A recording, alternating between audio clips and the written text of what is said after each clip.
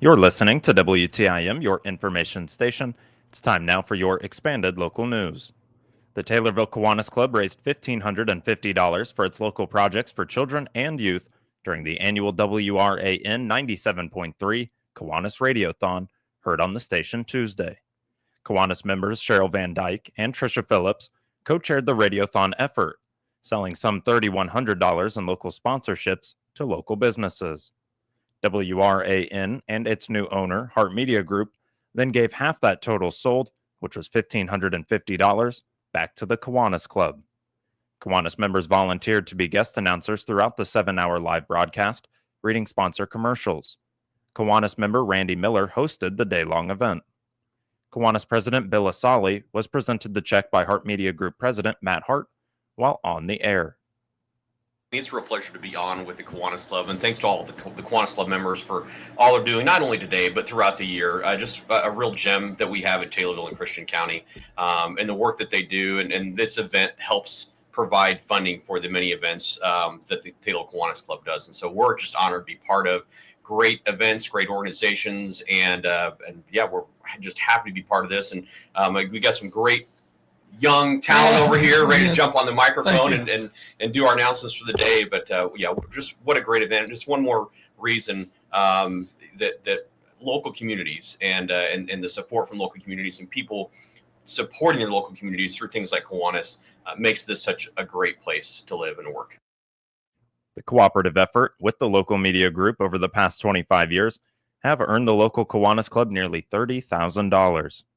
The Taylorville Kiwanis Club is part of a global organization of volunteers dedicated to improving the world one child and one community at a time. Weekly meetings are held Tuesdays at noon at the Taylorville Moose Lodge. For information on the club, go to TaylorvilleKiwanis.com.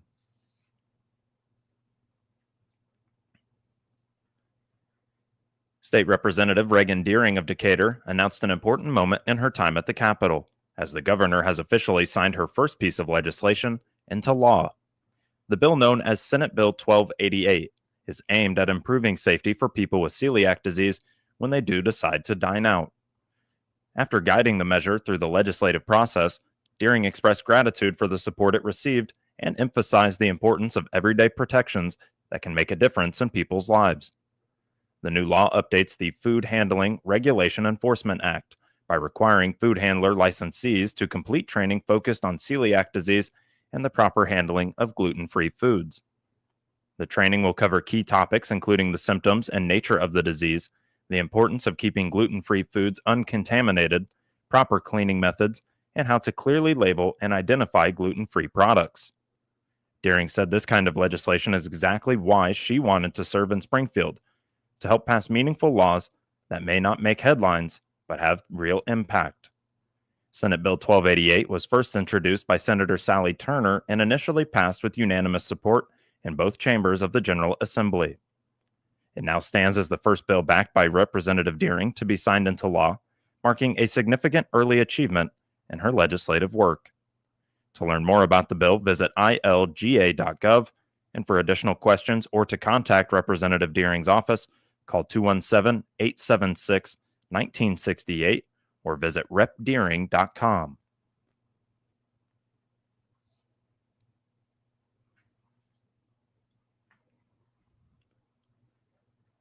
The 2026 midterm elections are just 15 months out, and candidates and parties are already looking to do what they can to win seats. Elections for House seats place larger states' congressional districts under an increasing spotlight. This is due to the way these districts are drawn. Efforts by state governments to draw district lines in their party's favor is a tactic known as gerrymandering, have been the subject of controversy. Officials in a handful of states, both Democrat and Republican-controlled ones, are looking into this tactic ahead of the midterms. Dr. Kent Redfield is a professor emeritus of political science at the University of Illinois Springfield. He notes that the U.S. Supreme Court has largely stayed away from intervening in efforts to gerrymander across the board. We have had a historical problem with what we call political gerrymanders. So, if you just drew a map discriminating on the basis of race, that would be a racial gerrymander. But if you draw a map to just, to give your party an advantage and the other party a disadvantage, That's a political gerrymander. And the U.S. Supreme Court has wrestled with this, but they finally just said in a case of 3 or 4 years ago that this is an issue we really can't resolve. We can't redraw every state map, and so political gerrymanders are perfectly legal. And so right now, very close control over the House and the Senate, over the House between the Republicans have a three-person majority. So everybody's looking for an advantage for the 2026 election. From Illinois House delegation, 14 of the 17 representatives are Democrats. Dr. Redfield says this is in part due to the way the districts were drawn here in the state of Illinois. If you look at the downstate map, these are districts drawn to elect Democrats. There are essentially 5 downstate districts. 2 of them are drawn to elect Democrats. One goes from Rockford to the Quad Cities, comes down over to Peoria and into Bloomington Normal. That's taking all of the Democrats in that part of the major areas and putting them in one district. Then the districts from Champaign to Springfield to Collinsville, Edwardsville, East St. Louis is the Metro East is another district drawn to gather together pockets of Democratic strength. Once the Democrats created those 2 districts, then the Republican districts were essentially what's left over. So what's next for Illinois' district boundaries? Because the Democrats control the executive and legislative branches within the state, along with most of the U.S. House seats, it is unlikely that they will touch the maps by their own accord. However, the maps will have to be redrawn in 2030 in line with the new census. If the Republicans have a resurgence or control the governor's chair or get one of the chambers of the legislature, then they have to go compromise and they have to go into a redistricting process where there's a commission. And sometimes that has worked out with a compromise and sometimes it has not. But so we're pretty much stuck with what we have. And again, there's no incentive for the Democrats to make changes because these 2 Democratic districts downstate are very competitive. They don't have any Democratic voters to spare that you could shift over to try to take, for instance, Congressman Hood's district and make it, competitive for a Democrat. House district lines do not affect the U.S. Senate races, but for Illinois, there will be no less spotlight in 2026. Senator Dick Durbin's pending retirement is expected to make for an interesting primary in less than a year's time. Right now, you've got 3, announced challengers, Lieutenant Governor and 2 members of Congress. One of those Republican Democratic congressman has already raised $30 million. The Lieutenant Governor has been endorsed by J.B. Pritzker, who certainly can, provide a lot of money for Lieutenant Governor Stratton and Representative Krishnamurthy sitting on a very large bank, war chest. There's not much action on the Republican side, frankly, because there are not any Republicans holding statewide office, Secretary of State, that sort of thing. And the 3 Republican congressmen have very safe districts, and the Republicans currently control the House of Representatives. More information on UIS's political science program is available at uis.edu/SPIA. Dr. Kent Redfield appeared as a guest on the WTIM Morning Show. This will conclude the first portion of your expanded local news, and it's brought to you by Taylorville Community Credit Union. Hi, this is Will Perkins with Taylorville Community Credit Union. When you become a member of TCCU, you become an owner and have access to our great loan rates, earn great dividends on our deposit accounts, have access to our full range of financial products, and will receive personal attention from people you know. Membership is open to anyone who lives or works in Christian, Montgomery, and Shelby County. We are conveniently located in Taylorville, Hillsboro, Litchfield, and Pana. You can also visit us online at www.tccu.org. Come join us. You'll wonder why you waited. Member NCUA. Sacred Heart School in Pana is preparing for another school year. They are no stranger to this routine, having existed now for over 130 years. The private school serves students from preschool to 8th grade. It has a Catholic affiliation, but accepts students of all religious backgrounds. School officials promote a welcoming community that supports students, and their many fundraising efforts help defray some costs families do face. Rebecca Irvin is the school board president of Sacred Heart School. She says the new academic year always brings several new faces, but this year to several key positions within administration. We have currently about a ratio of 15-1 for student to teacher, so we try to keep it a very small night school so that way kids are really getting that focus on education. And then, of course, faith, family, and education is our core mission. We definitely believe the benefit of commitment to Christian values be from our father, Joseph. He's joined us in 2023, so he's been with us for a couple of years now. We also are recognized by the state of Illinois, staffed by teachers who maintain high academic standards over all the core subjects, and they are constantly in communication with each other on how they can keep improving that curriculum with our students. We have about 130 students currently, about 20 staff members. Last year, we got to celebrate some really well-deserved retirements, and so we do have some new faces this year, which is exciting. Sam Joseph will be our new secretary. Casey Swisher will be our new 6th grade teacher, and Grace Holthouse will be working side by side with our current principal, Deb Zook, over the next year. The Sacred Heart School community is a small one, but Irvin believes it is a reason that it's such a tight-knit community. Everyone knows each other. Everyone knows each other's kids. We see them every day at the drop-off and pick-up. You know, we just stop in. Sometimes I'll stop in for paperwork or whatnot, and people all know me as Liam's mom because, you know, he's there. I take a lot of photos when I was doing marketing, and kids will, you know, constantly come up and say, hey, take my photo. I want to see myself online. You know, the parents, we all, you know, most of us all know each other now. We've got a really strong class feeling as well. So like everyone in my kids' class, we all talk. We have a Facebook page so we can communicate, you know, with our kids to make sure there's anything they need, but also as a whole, as a school, you know, that doesn't just for the one class. It really is the entire school as it is. There's a lot of family, and then just as much as they are actual family, that then really breathes into the day-to-day life as the whole school as a family. Everyone really looks out for each other. Irvin is also part of the Sacred Heart Organization of Parents, or SHOP, a group often known in other schools as a parent-teacher association. SHOP organizes a number of fundraisers to help keep tuition down for families. Their annual auction is their most impactful fundraiser, and they put up neat prizes up for grabs.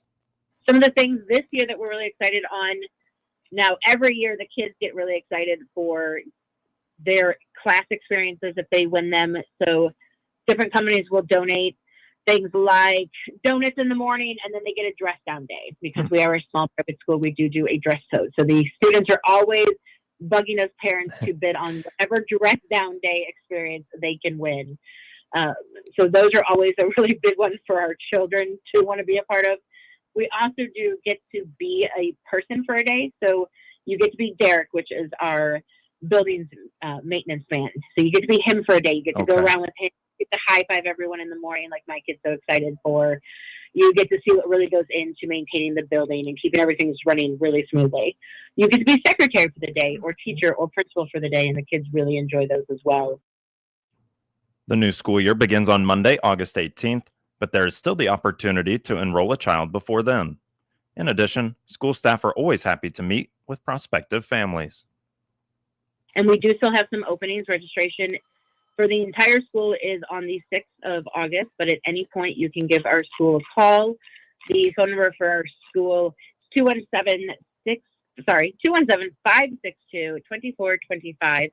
You can also check us out online at shspana.com, and it'll give you all the information you would need for wanting to come to take a look at the school, more information about the tuition or information of our classrooms, curriculum, our parish, any of that kind of information is online, or you can of course reach out. But yes, we do still have a few openings for the next year, this coming up year. More information on Sacred Heart School is available at shspena.com. Rebecca Irvin appeared as a guest on the WTIM Pana Morning Show. This will conclude the second portion of your expanded local news, and it's brought to you by CNB Bank and Trust.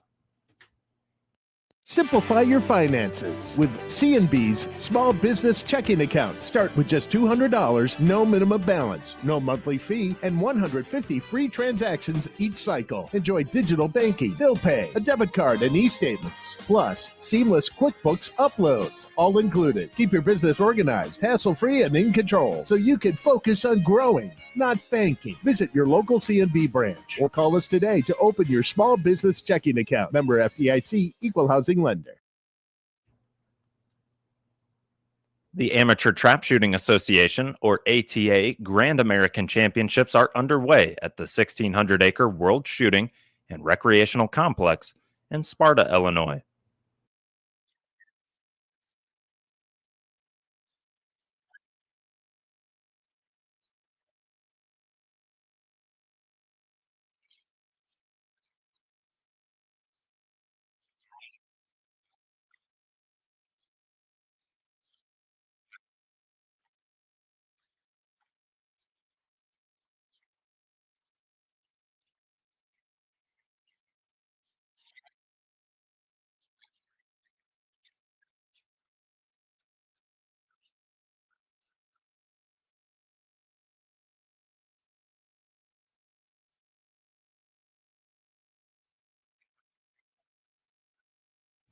Lynn Gibson with the Amateur Trap Shooting Association says the Grand American features more than 20 events and attracts over 5,000 competitors and spectators, with an estimated economic impact of $25 to $30 million in Southern Illinois. What type of disease and insect pressures are farmers facing as we enter August? Daniel Harriet farms in Champaign County and has more on just this.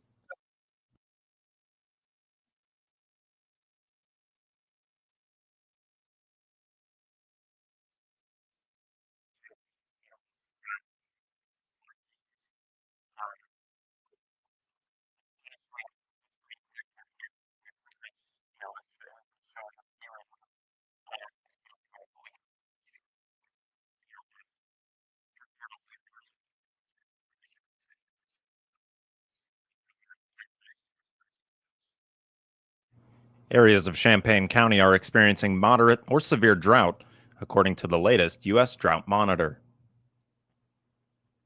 Moving now to obituaries, which can be found at TaylorvilleDailyNews.com and are brought to you by Sutton Memorial Home. When it comes to organizing your life, Sutton Memorial Home in Taylorville has some words of advice. Consider pre-planning your funeral. The death of a loved one can be a traumatic event in people's lives, and you can spare your family the burden of planning a funeral when they are grieving. Sutton Memorial Home knows that establishing a pre-arrangement assures that important decisions and your personal selection are made in advance and spares your family an additional burden at their time of loss. Sutton Memorial Home in Taylorville. Caring is what they do best. 88-year-old Marlon Durbin of Kincaid, formerly of Palmer and Morrisonville, died on July 29th. Graveside service will be August 9th at 11 a.m. at Thomas Anderson Cemetery north of Palmer. Funeral arrangements are being handled by Masterson Funeral Home in Kincaid. And 78-year-old Joseph Henry Halbert of Dwight, Illinois, formerly of Kincaid, died on July 9th. Visitation is August 16th from 1 p.m. until 4 p.m. at Reeves Funeral Home in Gardner, Illinois. Cremation rights have been accorded, and funeral arrangements are being handled by Reeves, Fruland, and Baskerville Funeral Home in Gardner, Illinois. A quick look at the weather for today. Expecting some fog before 8 a.m. Not seeing it much here, but it'll be mostly sunny and a high near 85. Mostly clear with a low around 67 for this evening. Getting into Thursday, a 20% chance of showers and thunderstorms in the early afternoon. It should be sunny, however, with a high near 88. Thursday night, some clouds roll in and a low drop to 70 degrees. That's a look at your expanded local news here on WTIM. Get details on these and other local news stories at TaylorvilleDailyNews.com or on WTIM, your only local news radio.